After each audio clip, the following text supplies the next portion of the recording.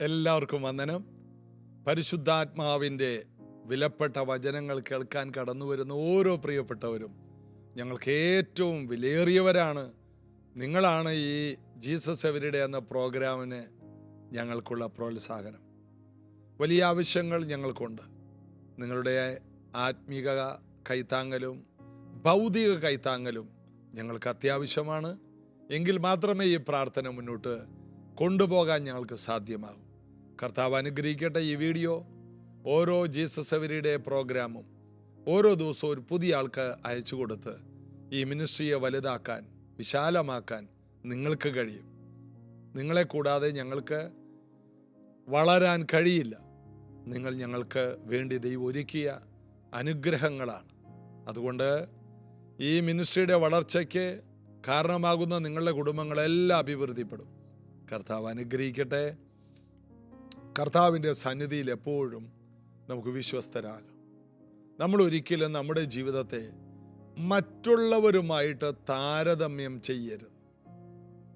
സൂര്യനും ചന്ദ്രനും തമ്മിൽ യാതൊരു താരതമ്യവുമില്ല. എങ്കിലും അവർ രണ്ടുപേരും അവരുടെ സമയങ്ങളിൽ പ്രകാശിക്കുന്നു. ചന്ദ്രൻ പറയുകയാണ്, എനിക്ക് സൂര്യനെ പോലെ ആകാൻ പറ്റിയില്ല എന്ന് പറഞ്ഞ് അവിടെ യാതൊരു വിഷയത്തിനും ഇത്രയും വർഷമായിട്ട് കാരണമായിട്ടില്ലെന്നാണ് എൻ്റെ വിശ്വാസം. ഇതാരോട് പറയാനാണ്? രണ്ടുപേര് രണ്ട് സമയങ്ങളിൽ വന്ന് അവരുടെ ഭാഗം നന്നായിട്ട് ചെയ്യുന്നു. നമുക്ക് പറയാൻ പറ്റുമോ സൂര്യനാണ് ഏറ്റവും ആവശ്യം? അങ്ങനെ പറയാൻ പറ്റില്ല. സൂര്യൻ്റെ സമയത്ത് സൂര്യനെ വേണം, ചന്ദ്രൻ്റെ സമയത്ത് ചന്ദ്രനെ വേണം. രണ്ടുപേര് അവരവരുടെ ഭാഗം നന്നായി ചെയ്യുന്നു. ഇതുപോലെ നമ്മളൊരു യുണീക്കാണ്. യുണീക്ക് എന്ന് പറഞ്ഞാൽ നമുക്ക് പകരം വേറെ ആരുമില്ല, നമ്മൾ മാത്രമേ ഉള്ളൂ. പ്രശ്നം എന്താണെന്ന് വെച്ചാൽ നമ്മൾ മറ്റുള്ള ആരൊക്കെ ആകാനായിട്ട് പരിശ്രമിക്കുന്നു.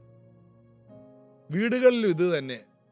ദേ അവരെ നോക്ക്, ആ വീട്ടിലെ കുട്ടിയെ നോക്ക്, ആ കുട്ടിക്ക് എല്ലാറ്റിനും A+ ആണ്, നിനക്ക് ഒരു A+ ഇല്ല. ആ കുട്ടിയെ നോക്ക്. അപ്പോൾ കുട്ടികളും പറയുന്നത് എന്താണ്? ആ വീട്ടിലെ അമ്മയെ നോക്ക്.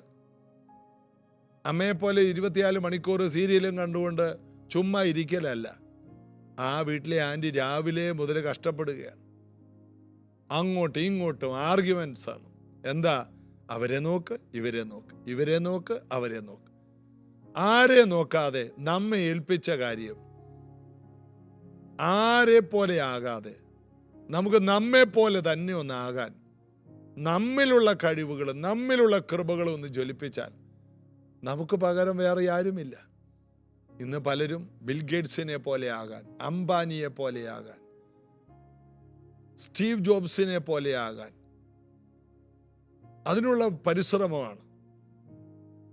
അവരെ പോലെ ആകണം. അവർ ധരിക്കുന്ന കണ്ണാടി ധരിക്കും. ചില നാടുകളിൽ ചെന്നാൽ അവർ രാത്രി വരെ കൂളിംഗ് ഗ്ലാസ് വെച്ചുകൊണ്ട് നടക്കുന്ന ആൾക്കാരുണ്ട്. കാരണം എന്താണ്?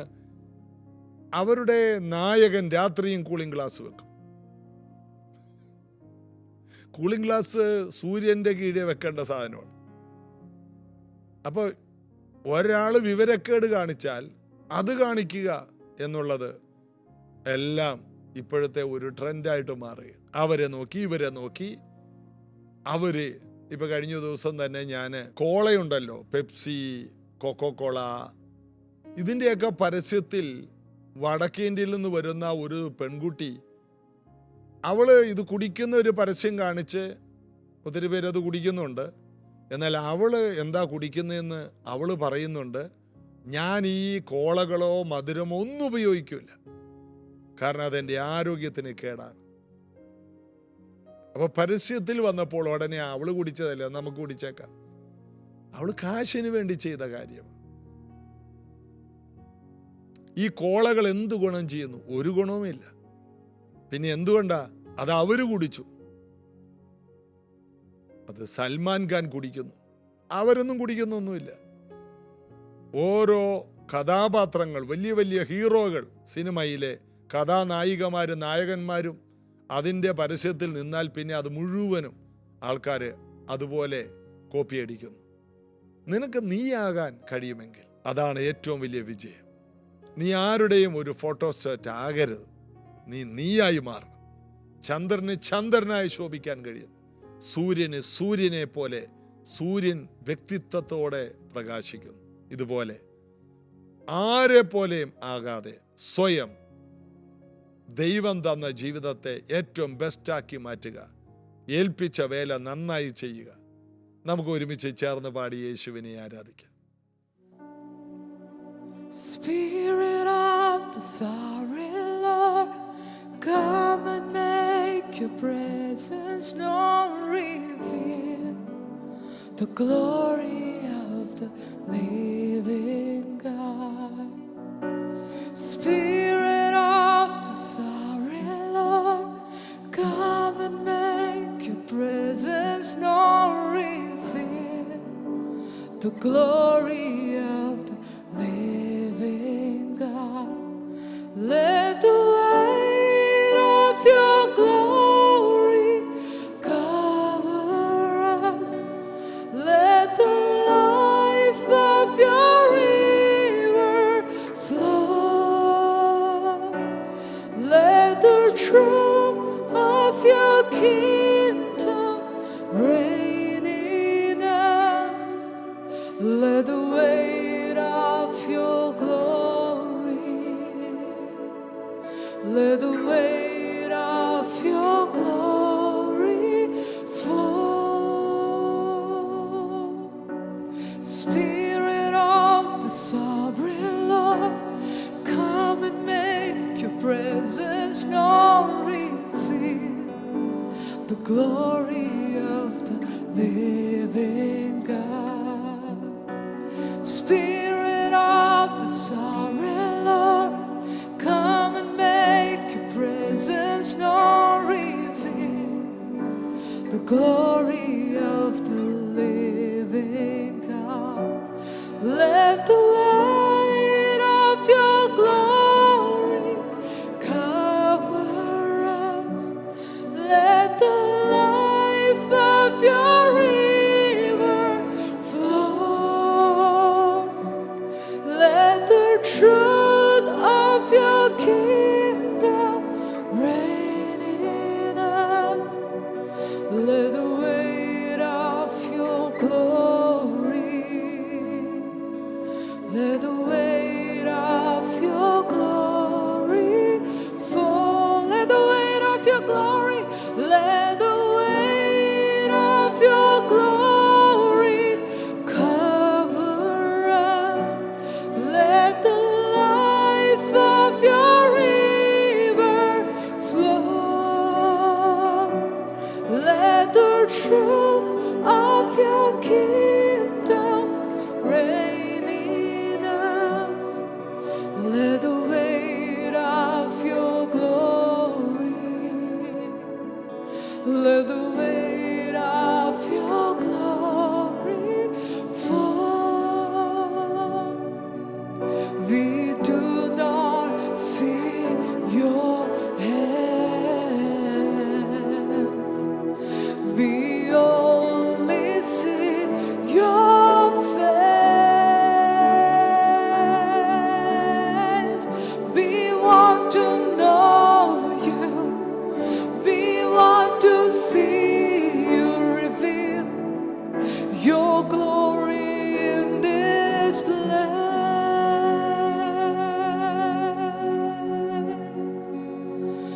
Let the weight of your glory cover us.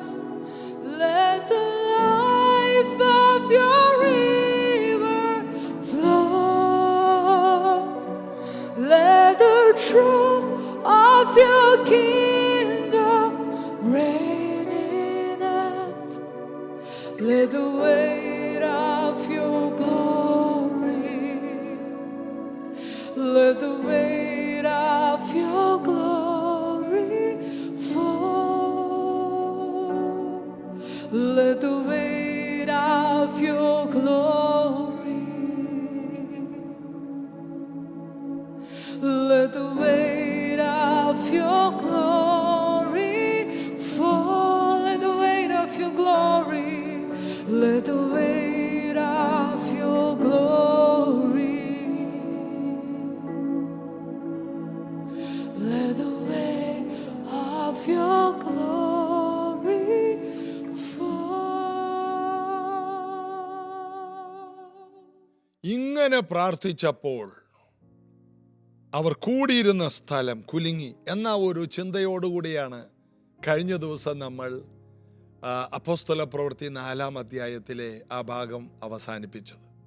ഇങ്ങനെ പ്രാർത്ഥിച്ചപ്പോൾ, ദൈവവചനത്തിൽ നിന്ന് എടുത്ത് പ്രാർത്ഥിച്ചപ്പോൾ. നിങ്ങളെപ്പോൾ പ്രാർത്ഥിച്ചാലും തുറന്ന ബൈബിളും തുറന്ന കണ്ണുമായിട്ടൊന്ന് പ്രാർത്ഥിക്കും. നമ്മൾ പാരമ്പര്യമായിട്ട് പ്രാർത്ഥിച്ചു വന്നത് കണ്ണടക്കണം, കണ്ണടച്ച് പ്രാർത്ഥിക്കുക. ഒരു വ്യത്യാസം നമുക്ക് വരുത്താം. കണ്ണു തുറന്നും ബൈബിൾ തുറന്നു വെച്ചു എന്ന് പ്രാർത്ഥിക്കാം. ബൈബിൾ തുറന്നു വെച്ച് ഓരോ അധ്യായം വായിക്കുക, ആ അധ്യായത്തിൽ പറഞ്ഞ കാര്യങ്ങൾ പ്രാർത്ഥിക്കുക. ആ അധ്യായത്തിൽ ഒരു അത്ഭുതം കണ്ടെങ്കിൽ ഉടനെ കർത്താവേ, ഇതുപോലൊരു അത്ഭുതം ഈ സമയങ്ങളിൽ ഞങ്ങൾക്ക് വേണ്ടി ചെയ്യണമേ. ഉടനെ വായിച്ചുകൊണ്ടിരിക്കുമ്പോൾ വേറൊരു വാക്യം കണ്ടു, ഒരു വിഗ്രഹവും ഉണ്ടാക്കരുത്. പുറപ്പാട് 20 വായിച്ചതെങ്കിൽ. ആകാശത്തിൻ്റെ കീഴിലോ സ്വർഗത്തിലോ സമുദ്രത്തിലോ യാതൊന്നിൻ്റെ വിഗ്രഹം ഉണ്ടാക്കരുത്. ഉടനെ പ്രാർത്ഥിക്കണം, കർത്താവേ, വിഗ്രഹാരാധനയുടെ നടുവിൽ നിന്ന് എൻ്റെ കുടുംബാംഗങ്ങളെ എല്ലാം വിടുവിക്കണമേ. ഈ സത്യം അവരോട് പറയാനുള്ള കൃപ തരണേ. പ്രാർത്ഥനയാണ്. മോഹിക്കരുത്. വേറൊരു വാക്യം വായിച്ചു. ഉടനെ കർത്താവേ, എനിക്ക് പലതും കാണുമ്പോൾ മോഹമുണ്ട്, ആസക്തിയുണ്ട്. അനേക ആസക്തികളിൽ നിന്ന് എന്നെ വിടുവിക്കണമേ. യേശുവിൻ നാമത്തിൽ ഞാൻ അപേക്ഷിക്കും. വീണ്ടും കണ്ണു തുറക്കുക, വായിക്കുക, കണ്ണു തുറക്കുക, വായിക്കുക. തുറന്ന് പ്രാർത്ഥിക്കുക. കണ്ണടക്കണമെന്നില്ല, കണ്ണു തുറന്ന് തന്നെ അങ്ങോട്ട് പ്രാർത്ഥിക്കും. അങ്ങനെ ബൈബിൾ ബേസ്ഡ് പ്രയർ നിങ്ങൾ മുന്നോട്ട് കൊണ്ടുപോകുമെങ്കിൽ ഉൽപ്പത്തി തൊട്ട് വെളിപ്പാട് വരെ അങ്ങനെ ഒരു പ്രാവശ്യം നിങ്ങൾ പ്രാർത്ഥിക്കാം. ഞാനിത് ഒത്തിരി പേരെ പഠിപ്പിച്ചു. ഞാനിത് പഠിച്ചത് തമിഴ്നാട്ടിലെ ഒരു കോൺഫറൻസിൽ, ഒരു ഉപവാസ പ്രാർത്ഥനയിലാണ്. ഒരു അഭിഷിക്തൻ, എസയ്ക്ക ഫ്രാൻസിസ് എന്ന് പറഞ്ഞൊരു അഭിഷിക്തൻ ഞങ്ങളോട് പറഞ്ഞു തന്നു. അദ്ദേഹത്തിന് എവിടെ നിന്ന് കിട്ടി? DGS ദിനകരനിൽ നിന്ന് കിട്ടി. ഇന്ത്യയെ മാറ്റിമറിച്ച പലരും ഉപയോഗിച്ചിരുന്ന ഒരു രീതിയാണ് ബൈബിള് വായിക്കുക, പ്രാർത്ഥിക്കുക. ഡേവിഡ് യോങ്കിച്ചു എന്ന ലോകത്തിലെ ഏറ്റവും വലിയ സഭയുടെ പാസ്റ്ററായിരുന്ന ദൈവദാസൻ, അദ്ദേഹം ഉപവാസം ഇരിക്കുമ്പോൾ ഉപവാസത്തോടെ ബൈബിൾ വായിക്കും, എന്നിട്ട് പ്രാർത്ഥിക്കും. അടുത്തത്, അദ്ദേഹം ഒരു പുസ്തകം എഴുതുന്നത് പോലെ ഉപവാസത്തോടു കൂടി കർത്താവിനോട് ചേർന്നിരുന്നു. അങ്ങനെയുള്ള സീസണുകൾ ഇന്ത്യൻ സഭയ്ക്കുണ്ടാകട്ടെ, കേരള സഭയ്ക്കുണ്ടാകട്ടെ, എനിക്ക് നിങ്ങൾക്കും ഉണ്ടാകട്ടെ. ഈ ജീസസ് എവരിഡേ ശ്രദ്ധിക്കുന്ന വ്യക്തികൾ ഹൃദയപൂർവ്വമാണിത് കേൾക്കുന്നതെങ്കിൽ നിങ്ങൾ പലരും ശക്തരായ ദൈവവേലക്കാരാകും. കാരണം ഇത് പറയാൻ കാരണം, എൻ്റെ ശുശ്രൂഷയിൽ നിന്ന് കൃപയാൽ ശക്തന്മാരായ ദൈവദാസന്മാർ എഴുന്നേറ്റ് വരുന്നത് ഞാൻ കണ്ടിട്ടുണ്ട്. അതിൻ്റെ വെളിച്ചത്തിലാണ് പറയുന്നത്. ഞാൻ അവർക്ക് പറഞ്ഞു കൊടുത്തതിൻ്റെ ഏറ്റവും പ്രധാനപ്പെട്ട കാര്യങ്ങളാണ് ഞാൻ നിങ്ങളോട് പറയുന്നത്. ദൈവത്തിൽ നമുക്ക് ആശ്രയിക്കാം. അപ്പോസ്തല പ്രവൃത്തി 4-ാം അധ്യായത്തിൻ്റെ 31. ഇങ്ങനെ പ്രാർത്ഥിച്ചപ്പോൾ കൂടിയിരുന്ന സ്ഥലം കുലുങ്ങി, എല്ലാവരും പരിശുദ്ധാത്മാവ് നിറഞ്ഞവരായി ദൈവവചനം ധൈര്യത്തോടെ പ്രസ്താവിച്ചു. അവരുടെ ശുശ്രൂഷ ശക്തമായി. ആ പ്രാർത്ഥനയ്ക്ക് മറുപടി ഉണ്ടായി. പ്രസംഗിക്കാൻ കൃപ തരണേ, ധൈര്യത്തോടെ പറയാൻ കൃപ തരണേ എന്ന് അപ്പോൾ തന്നെ അത് അവർക്ക് ലഭിച്ചു. പ്രാർത്ഥിച്ച അതേ നിമിഷം അവർക്ക് ലഭിച്ചു. അടുത്തത്, വിശ്വസിച്ചവരുടെ കൂട്ടം ഏക ഹൃദയവും ഏക മനസ്സുള്ളവരായിരുന്നു. വിശ്വസിച്ചവരുടെ കൂട്ടം ഭിന്നതയുള്ള കൂട്ടമല്ല. ഒരേ തീമിലാണ് അവർ പോയത്. ഒരേ വിഷൻ, ഒരേ മിഷൻ. അവിടെ വിഷൻ ഒന്നാണ്, അതിനകത്ത് വിഷം ഒരെണ്ണം പോലുമില്ല. നമ്മൾ പറയില്ലേ, ആ ചർച്ചിൽ ആ പുള്ളി ഭയങ്കര വിഷമാണ്. അവർക്ക് ഒരു മിഷനേ ഉള്ളൂ, ഒരു വിഷനേ ഉള്ളൂ. അവിടെ ഒരെണ്ണം പോലും വിഷമില്ല. അതായിരുന്നു 1-ാം നൂറ്റാണ്ടിലെ സഭ. അടുത്തത്, തനിക്കുള്ളത് ഒന്നും സ്വന്തമെന്നാരും പറഞ്ഞില്ല, സകലതും അവർക്ക് പൊതുവായിരുന്നു. എല്ലാം പൊതുവായ. ഒരു കുടുംബം പോലെ ഒരു വീട്ടിൽ അപ്പനാണ് എല്ലാം വാങ്ങി ഇടുന്നതെങ്കിലും ആ വീട്ടിൽ ഭാര്യയും മക്കളും എല്ലാവരും അത് പൊതുവായിട്ട് ഉപയോഗിക്കുകയാണ്. ആർക്കും ഇന്നത് എന്ന് ഒരു വീട്ടിലില്ല. അതിൻ്റെ അർത്ഥം 1-ാം നൂറ്റാണ്ടിലെ സഭ ഒരു കുടുംബമായിരുന്നു, ദൈവത്തിൻ്റെ വീട്. യേശു സ്വർഗത്തിൽ നിന്ന് ഭൂമിയിൽ വന്നത് ഭൂമിയെ സ്വർഗമാക്കാൻ, നമ്മെ സ്വർഗത്തിൽ കൊണ്ടുപോകാൻ മാത്രമല്ല, സ്വർഗത്തെ പോലെ ഭൂമിയാക്കണം. യേശുവിൻ്റെ പ്രാർത്ഥന അതായിരുന്നു, നിന്റെ ഇഷ്ട സ്വർഗത്തിലെ പോലെ ഭൂമിയിൽ. അപ്പൊ ഭൂമിയെ സ്വർഗമാക്കാനാണ്, നമ്മുടെ വീടിനെ സ്വർഗമാക്കാനാണ് സ്വർഗത്തിലെ വീട് വിട്ട് യേശു താഴോട്ട് വന്നത്. നമ്മുടെ വീട് സ്വർഗമാകണം. എപ്പോൾ? ഈ ഭൂമിയിൽ നിന്ന് മാറിയിട്ടല്ല, ഭൂമിയിൽ വെച്ച് തന്നെ. പാപം നിറഞ്ഞ ലോകത്തിൽ, ശാപം കൊണ്ട് മൂടിയ ലോകത്തിൽ, അനീതി അക്രമങ്ങളും വലുതാകുന്ന ഈ ലോകത്തിൽ നമ്മുടെ വീട് സ്വർഗമാകണം. ഏറ്റവും വലിയ സന്തോഷമുണ്ടാകണം, ഏറ്റവും വലിയ സമാധാനം, സകല ബുദ്ധിയും കവിയുന്ന സമാധാനം ഉണ്ടാകണം. ഇതൊക്കെയാണല്ലോ ഒരു വീടെന്ന് പറയുന്നത്. അതെല്ലാം ഭവനത്തിലുണ്ടാകും. എല്ലാം അവർക്ക് പൊതുവായിരുന്നു. മുട്ടുള്ളവർ അവരിൽ ആരും, അടുത്ത വാക്യം അതാണ് പറയുന്നത്. ആ വാക്യം ഒന്നുകൂടി വായിക്കുക. വിശ്വസിച്ചവരുടെ കൂട്ടം ഏക ഹൃദയവും ഏക മനസ്സുള്ളവരായിരുന്നു. ഒരു ഹൃദയമാണ്, ഒരു മനസ്സാണ്. അവർക്ക് തീരുമാനങ്ങൾ രണ്ടല്ല, ഒരു തീമിലാണ് അവർ പോകുന്നത്. അതെ, ശുശ്രൂഷയിൽ ചിലർ എനിക്ക് താല്പര്യം ഇതൊക്കെയാണ് എന്ന് പറയുന്നവരില്ല. ഒരു സഭയ്ക്ക് ഒരു തീമുണ്ട്, ആ തീമിന് വെളിയിൽ അവർ പോകുന്നില്ല. ചിലർ പറയണേ എൻ്റെ അഭിപ്രായം എങ്ങനെയാണ്, എൻ്റെ അഭിപ്രായം അങ്ങനെയാണ്. ഇല്ല, പല ശുശ്രൂഷകളും ഇന്ന് ഭൂമിയിലുണ്ട്, പല തരത്തിലുള്ള ശുശ്രൂഷ. എന്നാൽ പ്രൈസ് ജനറേഷൻ ചർച്ച്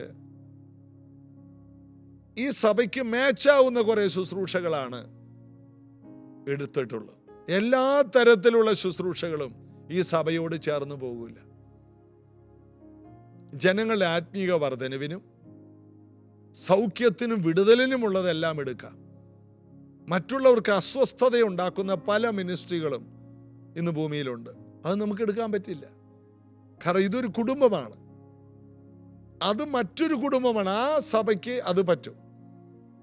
ചില സഭകളിലെ മിനിസ്ട്രി ആ സഭയ്ക്ക് ദൈവം കൊടുത്തതാണ്. ഓരോ കൂട്ടായ്മയ്ക്കും ഓരോ വ്യത്യസ്തമായ അനുഭവമുണ്ട്. അതുകൊണ്ട് ഈ സഭയുടെ നല്ലത് മറ്റേത് ശരിയല്ലെന്ന് പറയാൻ പറ്റില്ല. ഈ സഭയ്ക്ക് മാച്ചാകുന്നത് ഇതാണ്. അത് വിവേചിച്ച് മനസ്സിലാക്കി അത് മാത്രം ഫോളോ ചെയ്യണം. അതാണ് ദൈവം ഓരോ വ്യക്തികൾക്കും കൊടുക്കുന്ന വിഷനും അതിന് പറ്റിയൊരു മിഷൻ ദൗത്യവും ദൈവം അവർക്ക് കൊടുക്കും. അതിനോട് യോജിക്കാത്തതിനെ എല്ലാം കട്ട് ചെയ്ത് കളയും. ഞാൻ എൻ്റെ ജീവിതത്തിൽ ഒത്തിരി യാത്ര ചെയ്ത് ഒത്തിരി ശുശ്രൂഷകൾ കണ്ടവരാണ്. എന്നാൽ ദൈവം ഞങ്ങളെ ഏൽപ്പിച്ച ശുശ്രൂഷയ്ക്ക് യോജിക്കാത്തതൊന്നും എടുത്തിട്ടില്ല. ചിലത് നല്ലതല്ലാഞ്ഞിട്ടല്ല, എന്നാൽ ഈ മിനിസ്ട്രിയോട് അത് മാച്ചിങ് അല്ല. നമ്മളൊരു വസ്ത്രം എടുക്കാൻ പോകുമ്പോൾ നമ്മുടെ ശരീരത്തിനും മനസ്സിനും ഇണങ്ങുന്ന വസ്ത്രം നമ്മൾ സെലക്ട് ചെയ്യുന്ന പോലെ ഒത്തിരി അനവധി കൃപകളും ശുശ്രൂഷകളും അന്ത്യകാലത്തുണ്ട്. ചിലത് നമ്മുടെ മിനിസ്ട്രിയോട്, നമ്മുടെ സമൂഹത്തോട്, നമ്മുടെ സാഹചര്യത്തോട് യോജിക്കുന്ന അല്ലെങ്കിൽ അതെടുക്കുന്നില്ല.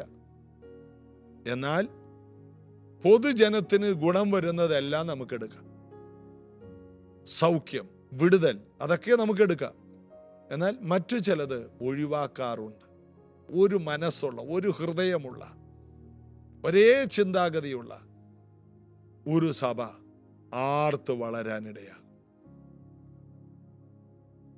കർത്താവിൽ നമുക്ക് ആശ്രയിച്ച് കർത്താവിൻ്റെ ആ മൂവിൽ ചില കാര്യങ്ങൾ നമ്മൾ സാക്രിഫൈസ് ചെയ്യേണ്ടി വരും. നമുക്ക് ചില താല്പര്യങ്ങളുണ്ടാകും. ആ താല്പര്യങ്ങൾ വേണ്ടെന്ന് വെക്കേണ്ടി വരും. എനിക്ക് അങ്ങനെ ഉണ്ടായിട്ടുണ്ട്. ചില താല്പര്യങ്ങൾ വേണ്ടെന്ന് വെക്കാൻ, നമ്മുടെ ഇഷ്ടങ്ങൾ പലതും മറ്റുള്ളവരുടെ മുന്നേറ്റത്തിന് തടസ്സമാണെങ്കിൽ വേണ്ടെന്ന് വെക്കും. അതിനെ പറയുന്ന സാക്രിഫൈസ് ചെയ്യുക, ഇല്ലായ്മ ചെയ്യുക. നമുക്ക് താല്പര്യമാണ്, ചിലർക്ക് താല്പര്യമില്ല. ചില അമ്മമാർ അപ്പൻ ഗൾഫിലാണ്, കുഞ്ഞുങ്ങളെല്ലാം അപ്പനും അമ്മയും കുഞ്ഞുങ്ങൾ ഗൾഫിലാണ്. പക്ഷെ കുഞ്ഞുങ്ങളുടെ പഠിത്തത്തിന് വേണ്ടി ചില അമ്മമാർ ഭർത്താവിൻ്റെ അടുത്തുനിന്ന് വർഷങ്ങൾ വന്ന് നാട്ടിൽ നിൽക്കുകയാണ്, സാക്രിഫൈസ് ചെയ്യാണ് ജീവിതം. അവരുടെ ഇഷ്ടങ്ങളെല്ലാം വേണ്ടെന്ന് വെച്ച് ഭർത്താവിൻ്റെ കൂടെ ജീവിക്കുന്നതാണ് ഇഷ്ടം. എന്നാൽ കുഞ്ഞുങ്ങളുടെ ഭാവി ഓർത്ത് ഭർത്താവ് ഒറ്റക്ക് വെച്ച് ഉണ്ടാക്കി കഴിക്കുകയാണ്. ഒരു രുചിയുള്ളതൊന്നും കഴിക്കാൻ പറ്റുന്നു. അമ്മയ്ക്കാണെങ്കിലും ഒറ്റക്ക് നിൽക്കുന്നതിൽ വിഷമമാണ്.